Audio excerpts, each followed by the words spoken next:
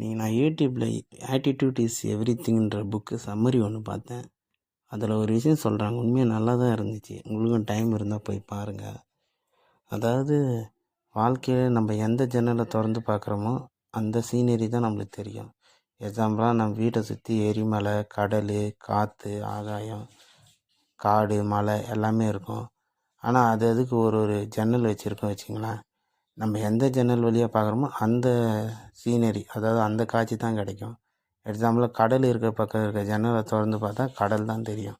அது வாழ்க்கையில் இன்பம் துன்பம் எல்லாம் இருக்க தான் செய்யும். நம்ம எதை பார்க்க போகிறோம் அதில் தான் நம்ம ஹாப்பினஸ் இருக்குது.